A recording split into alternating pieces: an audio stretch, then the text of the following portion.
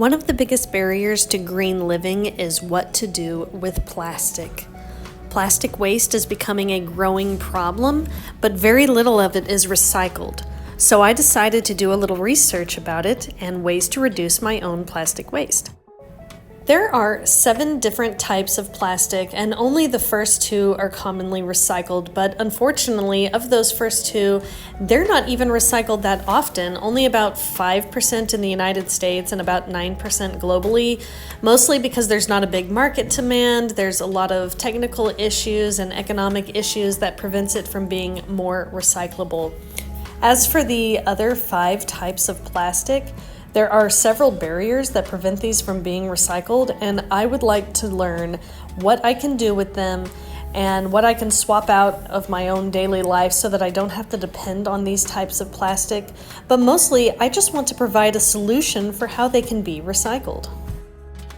So several months back, I did some in-depth research about recycling plastic in the United States and the barriers, and this is what I learned. For the last couple of years, I've been looking into the recycling system in the United States to see what's working well and what's flawed. It's my dream to someday have my own recycling service where I offer trash pickup and I separate it and I have compost and metal and all of the things. And I was trying to figure out why it's not being done more efficiently when so much of what we produce is recyclable. Well, I've reached the biggest hurdle, and that is plastic. I had no idea plastic was so difficult to recycle and that so little of it was recyclable to begin with. So I want to share with you what I've learned today. I'm Angela Brose, and let's dive into it and look at the plastic recycling system in the United States.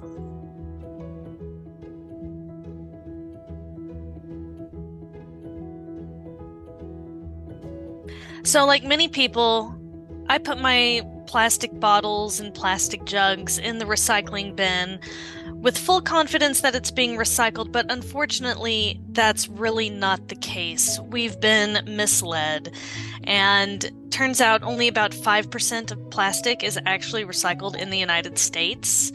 And of the 7 different types of plastic, only the first 2 are even recyclable. So how did we get into this mess? Well, I decided to read up on the history of plastic, and initially it was like a miracle product. It actually had some eco-friendly benefits. People were using plastic instead of ivory. People were using plastic instead of tortoise shells. So it was marketed as this like eco-friendly product, and it didn't really take off until after World War II, and it became a problem, more of a problem, in the 60s and 70s, whenever it became apparent that not only is it super cheap to make, but it's also incredibly flexible, incredibly durable, and just a great alternative to glass and metal and other raw materials. So what started out as a really great idea has seriously become a problem because, unfortunately, most of those plastics, due to the nature of the polymers, cannot be recycled into new products. Only 2 can actually be recycled into new products. So, like many people, I was misled. They printed this symbol. You see these 7 numbers, and it looks just like the recycling symbol. Yeah, that was intentional. That was to make people think that, oh, this is totally recyclable. But in reality, only the first 2 types of plastic, like water bottles, food containers, milk jugs, are actually recyclable. And it's very costly and takes a lot of time to do it, so it's just not that lucrative. So I did some reading from this website, greenmatters.com. Only about 5% of plastic is actually recycled. And this is a major problem. The other 95% either ends up in a landfill, or it ends up incinerated, or, as we've noticed, it ends up getting just tossed around all over the planet. It's clogging up water streams. It's ended up at the bottom of the ocean. You can find plastic even in the Amazon rainforest. So no solution yet has been found to cope with this disaster, this major plastic waste disaster. So I started trying to look into what we can do until we can find a better solution for it. And the best thing we can do as consumers is to try to wean ourselves off of single-use plastics for now. We have to turn the tap off before we can fix the leak, essentially. I've been following this great website by Catherine Kellogg, the Going Zero Waste, and she has all sorts of solutions and different ideas for using reusable items instead of a lot of the plastic waste ones. She even has a zero waste challenge that I was following.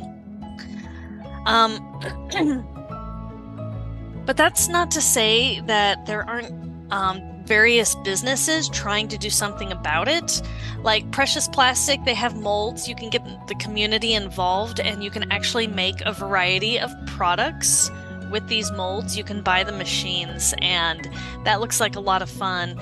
And then there's other ones like Beyond Plastics. They're also working to fight plastic pollution, to enforce plastic bag bans, and different ways that we can get legislation involved to solve this crisis. But ultimately, we're going to have to get corporations involved. They are responsible. They need to be the ones shifting the narrative and not putting all of the burden on the individual, because the individual is not responsible for this problem. But there are a few things you can do right now until we come up with a better solution. Don't use plastic water bottles, use a reusable one. No straws, disposable plastic items. Most things can be reusable. Bring your own grocery tote, for instance. And I'm going to continue to try to research a way that we can recycle these plastics, because it's a challenge. Aside from the costs of trying to process and clean it all and make it usable again, you also can't mix them all together because some will melt and burn at a temperature faster than others. So it's absolutely a crisis. So I'm going to spend the next year or so trying to figure out a way to make all of this plastic waste usable again. And it's hard to be optimistic when so many other people are working on the same problem and haven't found a solution yet. But we can't give up.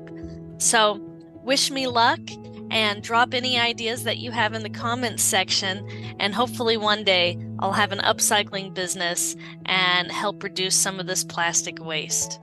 So after doing that research, I was a little bit discouraged about the current recycling system, but I'm determined to find ways to either upcycle or recycle plastic products that currently aren't being processed.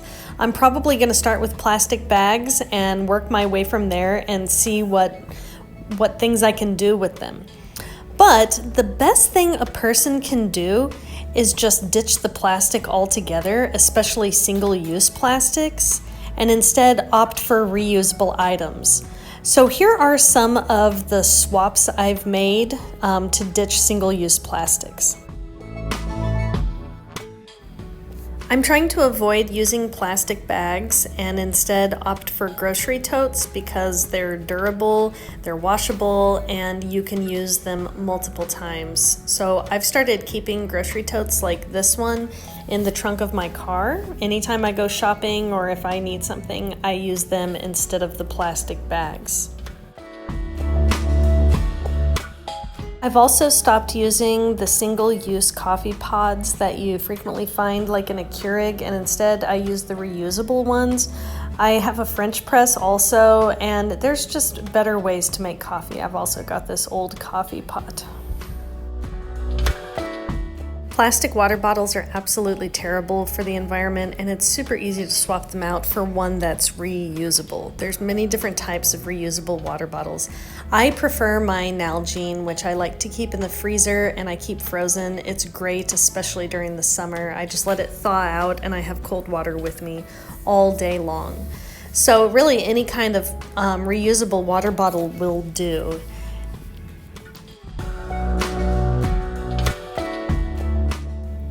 Another item I've stopped using is laundry sheets. These are terrible for the environment for multiple reasons, especially because of the chemicals in them.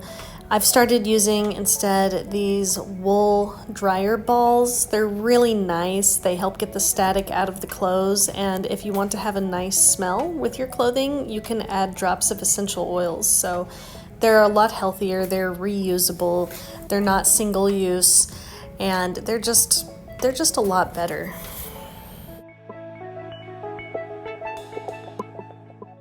Menstrual products are another culprit that contain a lot of plastic.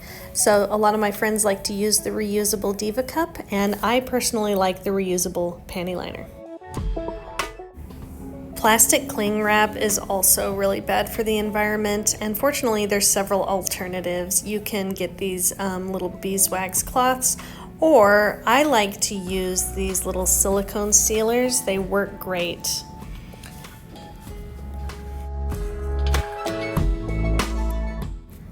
Straws, of course, are a major problem, and it's not hard to refuse them at restaurants.